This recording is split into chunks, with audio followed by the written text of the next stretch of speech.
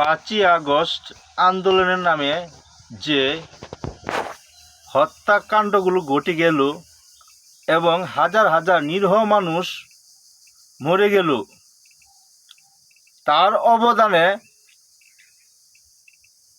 তাদের গার্জিয়ানরা কি পেল? তাছাড়া যারাই নাকি এই আন্দোলনের মূল হোদা, তাদের উদ্দেশ্যে আমি একটা কথা বলতে চাই।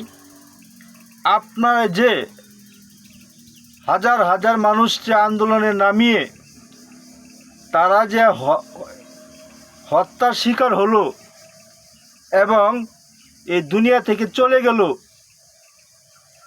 আপনারা তার প্রতিদান কি দিলেন? আপনারা নিজের স্বার্থর দিকে তাকায়া, যারা সমন্বয়ক তাদের উদ্দেশ্যে বলতেছি, আপনারা নিজের স্বার্থটাকে উপলব্ধ করেছেন। আপনারা কেউ এমপি হয়েছেন, কেউ সমন্বয়ক হয়েছেন, কেউ দলের নেতা হয়েছেন। যাদের আন্দোলনের বিনিময়ে আপনারা এই অর্জনগুলো করেছেন, তাদের জন্য আপনারা কি করেছেন? আর আমি দর্শকদের উদ্দেশ্য বলতে চাই, এই দেশে যারাই আন্দোলন ডাক দেয়, তারা নিজের স্বার্থের জন্য আন্দোলনকে বাধায় এবং নিরীহ মানুষকে তারা মারে। আর বাঙালি এরকমই বোকা যে একটা আন্দোলনে যদি কেউ হুজু করে, সেই দিকেই মানুষ দৌড়ে যায়। আমি জনগণের উদ্দেশ্য বলতে চাই, আপনারা রক্ত দিবেন, আপনাদের জীবন দিবেন, আপনারা ভাই বিনিময়ে কিছু পাবেন না। পাবে কারা? যারা নেতাগিরি করে, যারা রাজনীতি করে, যাদের নীতি ঠিক নাই, তাদেরকে বলা হয় রাজনীতি। এই রাজনীতির কইরা নিরীহ মানুষগুলো ঘুরে মারে, তারা আন্দোলন ডাক দেয়। একটা জিনিস খেয়াল করেন, শেখ হাসিনা সরকার পতনের পরে ইউনূস সরকার এই দেশের জন্য কি দিয়েছে?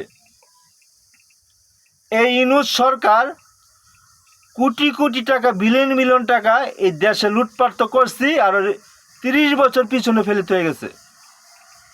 এই দেশ মাথা উঁচু করে দাঁড়াতে অনেক কষ্ট লাগবে। এইগুলি টাকা তো আমাদের গরিব দুঃখী মানুষ, সাধারণ মানুষের টাকা, তারা লুটপাট করছে।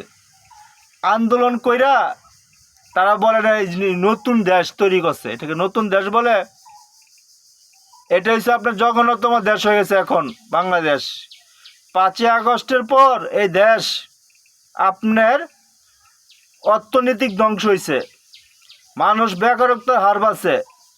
আপনার রাস্তাঘাটের তো কোনো কাজ হয়ই না, কাজ হইব কইতে দেশের টাকা নাই, লুটপাট করে সব নিচাকা, টাকা থাকলে কাজ হইব। 5ই আগস্টের পর এই দেশে কি একটু উন্নয়ন করছে দেখাক। আওয়ামী লীগ সরকার দুর্নীতি করে, ঠিক আছে, যে উন্নয়ন করছে এই উন্নয়ন 50 বছরে করা সম্ভব কোনো সরকারের পক্ষে? এই এখন করা সম্ভব না, কারণ সম্ভব হতো আওয়ামী লীগ সরকার যে নিয়ন্ত্রণটা করে গেছে, এই নিয়ন্ত্রণটা যদি কন্ট্রোল করতে পারতো, যেভাবে চলছে দেশটা এভাবে চলতো, তাহলে উপরের দেশ উপরের দিকে যাইতো। এই দেশ মধ্যে দেশ হইতে বেশি দিন লাগতো না। কিন্তু ইউনূস সরকার এই দেশটাকে 30 বছর পিছিয়ে ফেলাইছে, 30 বছর পিছিয়ে ফেলাইতে হয়ে গেছে। এই 18 মাসে কোনো কিছু তো সে করতেই পারে নাই। তাদের যে চেলাপেলা উপদেষ্টাগুলো এই দেশটারে লুইটা পুইটা খাইয়া হয়ে গেছে, বুঝছেন? আমরা জনগণ, আমরা হুজুকে বাঙালি, আমরা যেদিকে হুজু করে আমরা সেদিকেই যাই। আর জনগণ ভালো মন্দ বুঝে না, এই হচ্ছে জনগণের স্বভাব। এই বঙ্গবন্ধু বলেছে, আমি 7.5 কোটি মানুষ, 7.5 কোটি কম্বল এনেছি, আমার নিজের কম্বলটাই পাই না। তখনও সে বলছে মানুষ পায় সোনার খুনি, আর আমি পেলাম চুরের খুনি। তার কথাটাই সত্য। ধন্যবাদ।